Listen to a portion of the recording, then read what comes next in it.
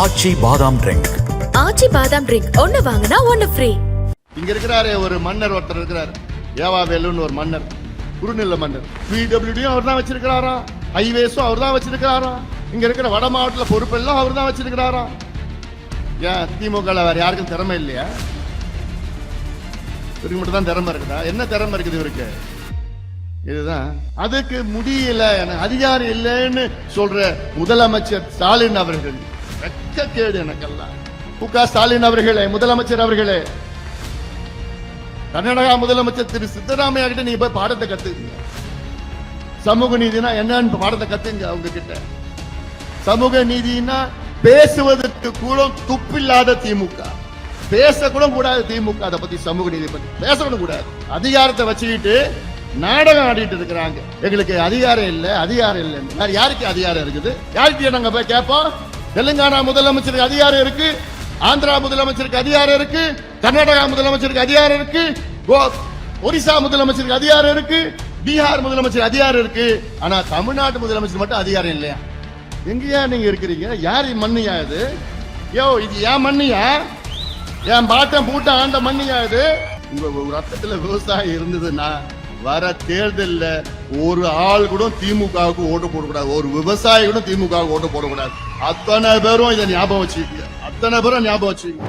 என் உயிரினும் மேலான அன்பு பாட்டாளி சொந்தங்களே, உங்கள் அனைவருக்கும் இந்த அன்புமணி ராமதாசன் பணிவான வணக்கங்கள். திருவண்ணாமலை மாவட்டத்தில் உள்ள மக்களுக்கு இந்த செய்தி நான் சொல்ல கடமைப்பட்டிருக்கின்றேன். இந்த 15 தீர்மானங்களும் இந்த மாவட்டத்தின் வளர்ச்சிக்கான தீர்மானங்கள். இதில் பாட்டாளி மக்கள் கட்சி தமிழ்நாட்டை ஆளுகின்ற ஒரு சூழல் வந்தால் இந்த 15 தீர்மானங்களும் 6 மாதத்திலே என்னால் முடிக்க முடியும். 6 மாதம், ஒரு நாள் கூட அதிகமாக எடுத்துக்க மாட்டேன். 6 மாதத்தில் அத்துணை தீர்மானங்களும் 15 தீர்மானங்களும், அதிலும் குறிப்பாக திருவண்ணாமலை மாவட்டத்தை பிரிக்க வேண்டும், 2ஆக பிரிக்க வேண்டும். நிர்வாகத்திற்கு ஏதுவாக தமிழ்நாட்டிலே 2வது பெரிய மாவட்டம் திருவண்ணாமலை மாவட்டம், 6188 சதுர கிலோமீட்டர். இந்த எல்லையிலிருந்து அந்த எல்லைக்கு போனா 158 கிலோமீட்டர். தூசியில இருந்து அந்த பக்கம் போனோம்னா தென்பெண்ணை ஆற்றுல இப்ப கூட சமீபத்தில் வெள்ளம் போச்சு, பாத்தீங்கல்ல? எவ்வளவு பேர் இறந்தாங்க. சாத்தனூர் அணைய திறக்க முடியல. அதுக்கு யாருக்கு அனுமதி வேணுமா? முதலமைச்சர் அனுமதி வேணுமா? முதலமைச்சருக்கும் சாத்தனூர் அணைக்கு என்னையா சம்பந்தம் இருக்கு? முதலமைச்சருக்கு எவ்வளவு வேலை இருக்க போது. அவர் பார்த்து சாத்தனூர் அணை எப்ப நிரம்பும் முதலமைச்சர் பார்த்துட்டு இருக்க போறாரா? இந்த வேலையெல்லாம் யாருடைய வேலை? வாட்டர் போர்டுடைய, பிடபிள்யூடி இல்ல வாட்டர் போர்டுடைய அவங்க ஆபீசருடைய வேலை, அதிகாரியுடைய வேலை, என்ஜினியருடைய வேலை. அவங்க என்ஜினியர்கிட்ட விட்டுட்டு அவங்க எப்ப திறக்கணும் எப்ப மூடணும் அவங்களுக்கு தெரியும். அதை விட்டுட்டு முதலமைச்சரோட அனுமதி, துறை அமைச்சருடைய அனுமதி பத்தால் தான் திறக்கணும். இதெல்லாம் வெள்ளக்காரங்காலத்துல செஞ்சது. அதனால்தான் ராத்திரில எவ்வளவு உயிர் சேதம், பயிர் சேதம், வீடுகள், உடைமைகள் எல்லாம் கோடிக்கணக்கான மக்கள் பாதிக்கப்பட்டிருக்காங்க. தென்பெண்ணையில வெள்ளம் போது அது பாலாத்துல இணைக்கணும். பாலாத்துக்கும் தென்பெண்ணைக்கும் 35 கிலோமீட்டர் தான் இருக்கு. அது இணைக்க முடியாது உங்களால. இங்க இருக்கிறாரு ஒரு மன்னர் ஒருத்தர் இருக்கிறார், ஏவாவேலுன்னு ஒரு மன்னர், குறுநில மன்னர். அவரால் பண்ண முடியாது. அது பிடபிள்யூடியும் அவர் தான் வச்சிருக்கிறாராம், ஹைவேஸும் அவர் தான் வச்சிருக்கிறாராம், இங்க இருக்கிற வட மாவட்டத்தில் பொறுப்பெல்லாம் அவர் தான் வச்சிருக்கிறாராம். ஏன் திமுக வேற யாருக்கும் திறமை இல்லையா? இவருக்கு மட்டும் தான் திறமை இருக்குதா? என்ன திறமை இருக்குது இவருக்கு? இதுதான் கொடுக்கிறாரு. எதுக்கு நான் இதை சொல்றேன்னா, இந்த சூழ்ச்சியை நீங்கள் புரிந்து கொள்ள வேண்டும். இந்த சூழ்ச்சியை நீங்க புரிந்து கொள்ள வேண்டும். திமுக என்றாலே அது சூழ்ச்சி தான். சூழ்ச்சியான ஒரு கட்சி, அது சூழ்ச்சியான ஒரு இயக்கம். அது இந்த வன்னியர் சமுதாயத்தில் தான் திமுக வளர்ந்து கொண்டிருக்கிறது, இன்றைக்கு ஆட்சியில் இருக்கிறது. ஆனால் இந்த சமுதாயத்திற்கும் ஒரு துரும்ப கூட கிள்ளி போடல திமுக. சமுதாயத்தின் எதிரி திமுக. திமுக தொடங்கப்பட்டது 1949. இந்தியாவில் நடந்த முதல் தேர்தல் 1952. அந்த தேர்தலில் திமுக போட்டியிடல. 57 இரண்டாவது தேர்தலில் போட்டியிட்டது. அதில் 15 தொகுதிகள் வெற்றி பெற்றது. அந்த 15 தொகுதியிலையும் வட தமிழ்நாட்டில் ஒண்ணு மட்டும்தான், குளித்தலை மட்டும்தான் தெற்கனா அது நடுவில் இருக்கு. 62ல 50 தொகுதியில் வெற்றி பெற்றது. அதுல 45 தொகுதிகள் நம்ம வட தமிழ்நாட்டில் வன்னியர் தொகுதிகள். 67 ஆட்சிக்கு வருகிறார்கள், 138 தொகுதிகள் வெடுகிறார்கள். அதில் 92 95 தொகுதிகள் நம்ம வன்னியர் தொகுதிகள். இந்த சமுதாயத்தில் தான் ஆட்சிக்கு வந்த திமுக வந்தவுடன் ஒரு வன்னியர் கூட அமைச்சர் கொடுக்கல. அதன் பிறகு எல்லாம் பிரச்சனை எல்லாம் வந்ததுதான். அப்புறம் தான் ஏஜி கொடுத்தாங்க, கோவிந்தசாமி அவர்கள். இப்ப ஏஜி சம்பத்தோட அப்பா விவசாயத்துறை கொடுத்துட்டாங்க. அதன் பிறகு சட்டநாதன் கமிஷனை அமைத்து, நிர்பந்தம் இருந்தது, சட்டநாதன் கமிஷனை அமைத்து வன்னியர்களுக்கு தனி ஒதுக்கீடு வேண்டும் என்று ஒரு கோரிக்கை வளர்ந்தது, வலுப்பெற்றது. சட்டநாதன் கமிஷன் அமைச்சது திமுக தான். ஆனா சட்டநாதன் கமிஷன் அப்போ பரிந்துரை கொடுத்தது என்னன்னு, 1970 வன்னியர்களுக்கு தனி ஒதுக்கீடு கொடுங்கன்னு சட்டநாதன் கமிஷன் பரிந்துரை அப்போ. ஆனா அதெல்லாம் குப்பையில தூக்கி போட்டுட்டார் கலைஞர். அதன் பிறகு எம்ஜிஆர் ஆட்சியில் வந்தது. 84 அம்பாசங்கர் கமிஷன் அமைத்தது. அம்பாசங்கர் கமிஷன் அமைத்து அதுலயும் வன்னியர்களுக்கு தனி ஒதுக்கீடு கொடுக்கணும்னு சொன்னாங்க, அதையும் தூக்கி போட்டுட்டாங்க. அதன் பிறகுதான் நம்முடைய இனமான காவலர் சமூக நீதி போராளி மருத்துவர் ஐயா அவர்கள் மிகப்பெரிய ஒரு போராட்டத்தை நடத்தினார். ஒரு வாரம் சாலை மறியல் போராட்டம். ஒரே நாள் 21 உயிர்களை நாம் இழந்தோம். அந்த ஒரு போராட்டத்தில் 25 உயிர்களை நாம் இழந்தோம் ஒரு வாரத்தில். அதன் பிறகுதான் மீண்டும் கலைஞர் அவர்கள் 89 ஆட்சிக்கு வந்தவுடன் ஐயா அவர்கள் சொன்னார், அதை போன்ற இன்னொரு போராட்டத்தை நான் தொடங்க இருக்கின்றேன் என்று சொன்னவுடன் கலைஞர் பயந்து போய் தான் எம்பிசின்னு ஒண்ணு உருவாக்கினார். அதுல எத்தனை பேரை போட்டாரு? 108 பேரை சேர்த்து போட்டு விட்டார். அதுக்கு முந்தின நாள் வரைக்கும் நான் தனியா கொடுக்குறேன்னு சொன்ன கலைஞர் அடுத்த நாள் 108 பேரை சேர்த்து உள்ள போட்டார். நம்ம பிள்ளைங்க போட்டியிட முடியுமா அவங்க கூட? இல்ல, முடியல. தொடக்கத்தில் ஏதோ வந்தது, அப்புறம் பார்த்தா ஒண்ணும் போட்டியிட முடியல. அதனால்தான் தனியே உள்ஒதுக்கீடு வேணும்னு கேட்டுட்டு இருக்கு. எனக்கு என்னன்னா, இதற்கு முந்தைய ஆட்சி எடப்பாடி பழனிசாமி அவர்கள் சமுதாயத்துக்கு 10.5 விழுக்காடு இடஒதுக்கீடு கொடுத்தார். ஆனா அது நெருக்கத்தில் கடைசியில கொடுத்தார். இதுவே ஒரு மாதம் 1.5 மாதத்துக்கு முன்பு கொடுத்திருந்தாருன்னா ஒன்னும் பிரச்சனை இல்லை.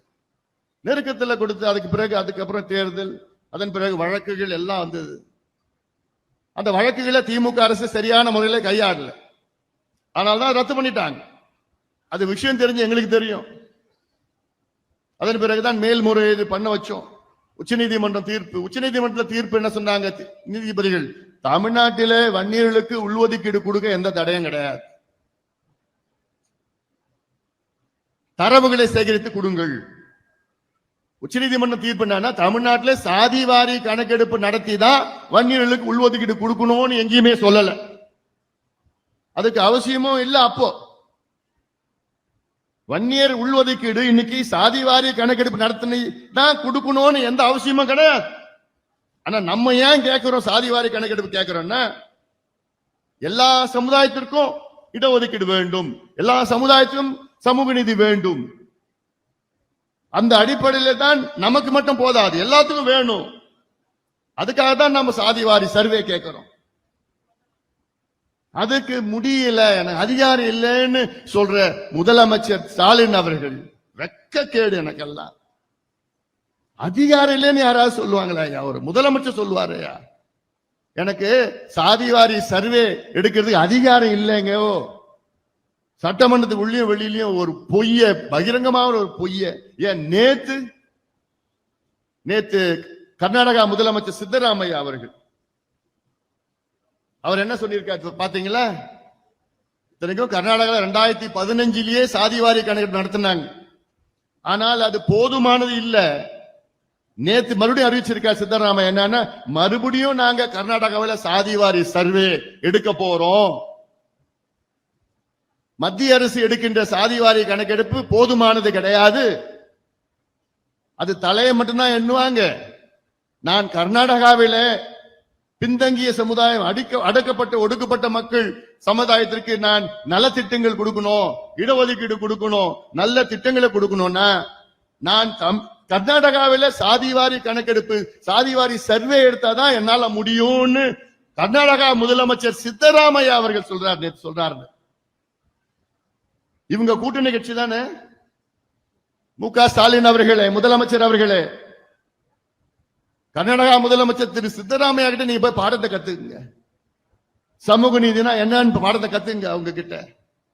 சமூக நீதினா பேசுவதற்கு கூட துப்பில்லாத திமுக, பேசக்கூட கூடாது திமுக. அதை பத்தி சமூக நீதி பத்தி பேசக்கூட கூடாது, துப்பு கிடையாது உங்களுக்கு பேசுறது. அதிகாரத்தை வச்சுக்கிட்டு நாடகம் ஆடிட்டு இருக்கிறாங்க. எங்களுக்கு அதிகாரம் இல்லை, அதிகாரம் இல்லைன்னு. வேற யாருக்கு அதிகாரம் இருக்குது? யாருக்கு நாங்க போய் கேட்போம்? முதலமைச்சருக்கு தான் கேட்போம். தெலுங்கானா முதலமைச்சருக்கு அதிகாரம் இருக்கு, ஆந்திரா முதலமைச்சருக்கு அதிகாரம் இருக்கு, கர்நாடகா முதலமைச்சருக்கு அதிகாரம் இருக்கு, ஒரிசா முதலமைச்சருக்கு அதிகாரம் இருக்கு, பீகார் முதலமைச்சர் அதிகாரம் இருக்கு. ஆனா தமிழ்நாட்டு முதலமைச்சர் மட்டும் அதிகாரம் இல்லையா? ஏன்னா தமிழ்நாடு எங்க இருக்கு? ஜப்பான்ல இருக்கு, இந்தியாவில் இல்ல. அவர் ஒரு கற்பனை உலகத்தில் இருக்கிறார். ஒரே சட்டம் தான், இந்தியாவுக்கு ஒரே சட்டம் தான். இந்தியன் ஸ்டாட்டிஸ்டிக்கல் ஆக்ட் 2008 அந்த சட்டத்தின் கீழ் தானே எல்லா மாநிலத்திலும் எடுக்கிறாங்க. உங்களால ஏன் எடுக்க முடியாது? ஏன் எடுக்க முடியாது? ஏன் இங்க இருக்கிற அந்த மன்னர், குறுநில மன்னர் ஒருத்தர் இருக்கிறார் ஏவாவேலுன்னு, அவர் போய் சொல்லுறது? அவர் சொல்ல மாட்டார். ஏன்னா ஏன் தெரியுமா? ஸ்டாலின் அவர்கள் இது கணக்கெடுப்பு நடத்தல. முக்கியமான காரணம் இந்த மன்னர் தான், உங்க ஊர் மன்னர் தான். அது காரணம். முதலமைச்சர் ஸ்டாலினு கூட கொஞ்சம் மனசுல ஏதோ ஒன்று எடுக்கணும் கூட இன்னும் கொஞ்சம் இருந்தது. அது எல்லாத்தையும் கெடுத்தது யாரு? இந்த ஒரு மன்னர் தான்.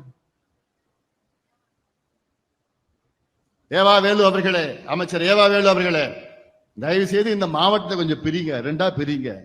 உங்களுடைய தேர்தல் வாக்குறுதி நீங்க கொடுத்தீங்க.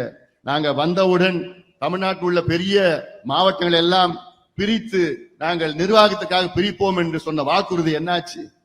சரி, இந்த மாவட்டத்தை பிரிச்சு இல்ல உங்க பையன் பேரோட வச்சுங்க, கம்பன் பேரோட வச்சுங்க, கம்பன் மாவட்டம் கூட வச்சுங்க, சந்தோஷம், எங்களுக்கு ஒன்றும் பிரச்சனை. நல்ல பேர் தான் கம்பன் பேர். எங்கயா நீங்க இருக்கிறீங்க? யார் மண்ணியா இது? யோ, இது ஏன் மண்ணியா? என் பாட்டம் பூட்டம் ஆண்ட மண்ணியா இது? நாங்க இருக்கிற மண்ணியா? எங்களுக்கு இல்லாம வேற யாருக்கு நீ கொடுப்ப? யாருக்கு கொடுக்குற நீ?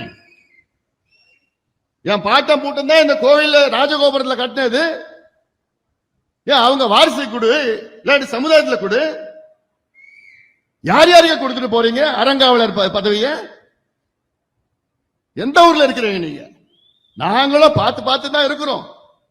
நாங்க பழைய மாதிரி அரசியல் பண்ணணும் வேற விதமா ஆயிடும். அதெல்லாம் நாங்களும் படிக்கணும், வேலைக்கு போகணும், முன்னேறணும், எங்களுக்கு ஆதங்கம் இருக்கு. நானும் சொல்லியிருக்கேன், இந்த மாநாட்டில் சொன்னேன், நான் என் தம்பிங்க மேல ஒரு வழக்கு கூட வரக்கூடாது. டேய், நீ படிடா, படிச்சு வேலைக்கு போடா, உன் குடும்பத்தை காப்பாத்துடா, அப்புறம் தான் அரசியல் வாடான்னு சொல்றேன். நான் நாங்க டீசன்ட் டெவலப்மெண்ட் பாலிடிக்ஸ் பண்ணணும்னு ஆசைப்படுறோம். சொன்னாப்ல நாயுடு மங்கலத்துல நம்ம அக்னி கலசம் வைக்கிறதுக்கு நம்ம மண்ணுல வைக்கிறதுக்கு அதுக்கு ஏடிஜிபி, அந்த டிஜிபி, இந்த டிஐஜி, போலீஸ். என்னய்யா நாங்க என்ன தீவிரவாதி இல்ல? நாங்க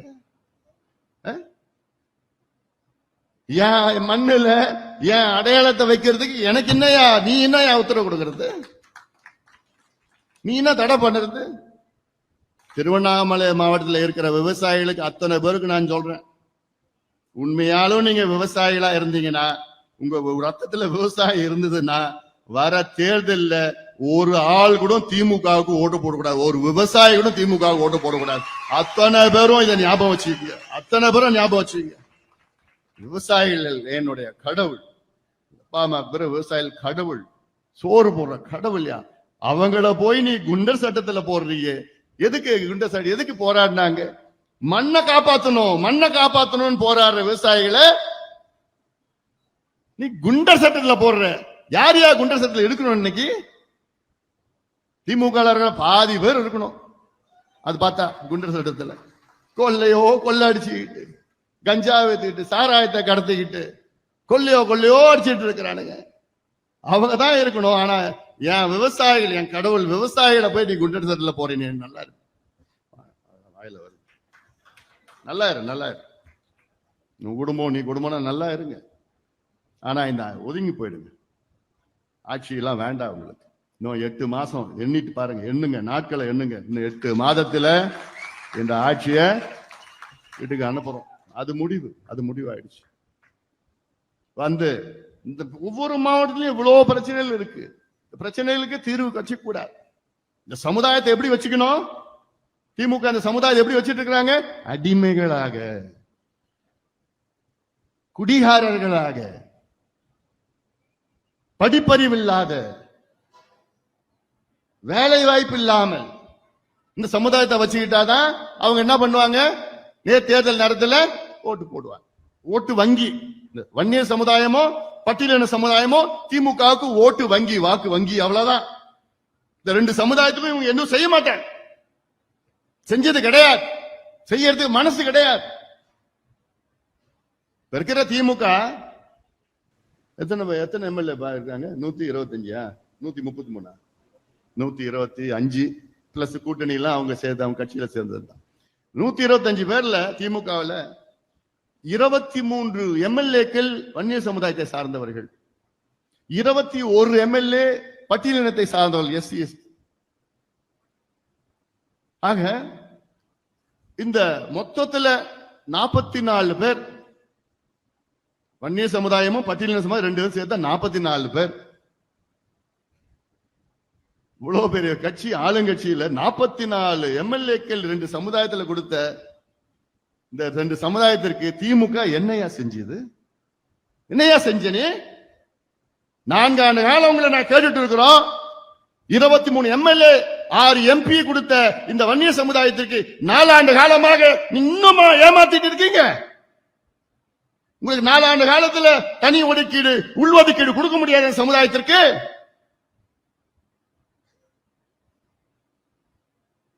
மூன்று அமைச்சர்கள் கொடுத்தாங்க. அதன் பிறகு நான் திருப்பி சொன்ன இந்த கணக்கெல்லாம் சொன்ன உடனே அப்பதான் அவங்களுக்கே கொஞ்சம் வந்தது. என்ன வந்தது?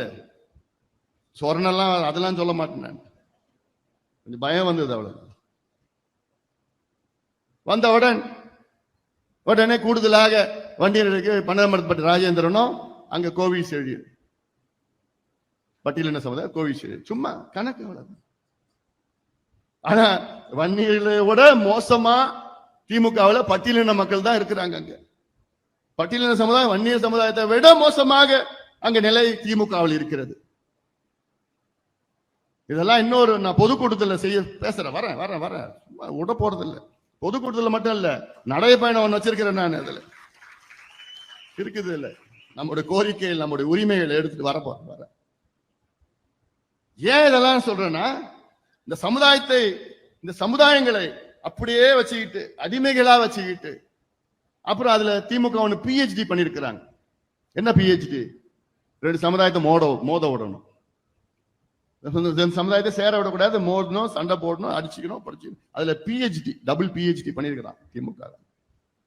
அப்பதானே தேர்தல் நேரத்தில் ஒட்டு மொத்தமா இவங்க அவங்களுக்கு போடுவாங்க, இவங்க இவங்களுக்கு போடுவாங்க, அவங்களுக்கு பிரிச்சு போட்டு கணக்கு, இவங்க கணக்கு இல்லைன்னா இந்த 8 தொகுதியில ஒரே ஒரு வன்னியர் இருப்பாங்களா திருவண்ணாமலை மாவட்டத்தில்? இதுதான் நிலை. இதெல்லாம் நீங்கள் புரிந்து கொள்ளுங்கள். நான் ஏதோ ஒரு குறிப்பிட்ட சமுதாயத்தை மட்டும் நான் பேசல, நான் சமூக நீதிக்காக இதெல்லாம் நான் பேசுறேன். நான் சமூக நீதியில் அடித்தள மக்கள் எல்லாம் இருக்கிறாங்க. யாதவர் சமுதாயம் இருந்தாலும் சரி, முத்திரைய சமுதாயம் இருந்தாலும் சரி, மலைக்குறவல் எந்த சமுதாயம் இருந்தாலும் சரி, முன்னுக்கு கொண்டு வரணும். அது நம்முடைய வேலை, நம்முடைய கடமை. இதுக்காகத்தான் மருத்துவர் ஐயா அவர்கள் 36 ஆண்டு காலத்திற்கு முன்பு பாட்டாளி மக்கள் கட்சியை தொடங்கினார். ஐயா அவர்கள் சமூக நீதி, சமத்துவம், ஜனநாயகம் என்ற கோரிக்கை வைத்து அதற்கேற்ப இன்று நம் கட்சி வேகமாக வளர்ந்து கொண்டிருக்கிறது. கட்சியில ஏதோ ஒன்று குழப்பம் பண்ணணும், சூழ்ச்சி பண்ணணும். ஏன்னா இவங்க அப்பத்துல இருந்து தானே பண்ணிட்டு இருந்தாங்க, சமுதாயத்தை சூழ்ச்சி பண்ணி. ஏன்னா இந்த சமுதாயத்துல படிச்சுட்டாங்கன்னா ஓட்டு போட மாட்டாங்க, வேலைக்கு போயிட்டா ஓட்டு போட மாட்டாங்க, விவரம் ஆயிடுவாங்க. அந்த காலத்துல அப்படியே அடிமையா வச்சுட்டே இருக்கணும் சமுதாயத்தை சூழ்ச்சி பண்ணி. இன்னைக்கு நம்ம கட்சிக்குள்ள சூழ்ச்சி பண்ணி அதையெல்லாம் முறியடிப்போம். அதெல்லாம் முறியடித்து நாம் முன்னேறுவோம். அதுல மாற்று கருத்து கிடையாது. அதெல்லாம் பார்த்துக்கலாம். நம்முடைய மருத்துவர் ஐயா அவர்கள் நம்முடைய குலசாமி, நம்முடைய வழிகாட்டுதல், அவருடைய வழிகாட்டுதல் பேர்ல நம்ம, ஏன்னா அவரு கொள்கையை வகுத்து கொடுத்திருக்கிறார் நமக்கு. இவ்வளவு பிரச்சனைகள், தமிழ்நாட்டின் பிரச்சனைகள், சமூக நீதி பிரச்சனைகள், கல்வி சம்பந்தமாக, வேலைவாய்ப்பு சம்பந்தமாக, விவசாயம் சம்பந்தமாக, வேளாண் குடிநீர் பிரச்சனைகள், நாம் உரிமைகளை பெற வேண்டும் என்றால் களத்தில் இறங்குங்கள், தெருவில் இறங்குங்கள், புரட்சி வெடிக்கட்டும், தமிழ்நாட்டிலே புரட்சி வெடிக்கட்டும். இந்த ஆட்சியை நாம் அகற்றுவோம், கொடுங்கோல் ஆட்சியை அகற்றுவோம், மக்கள் விரோத ஆட்சியை அகற்றுவோம், ஊழல் ஆட்சியை அகற்றுவோம்.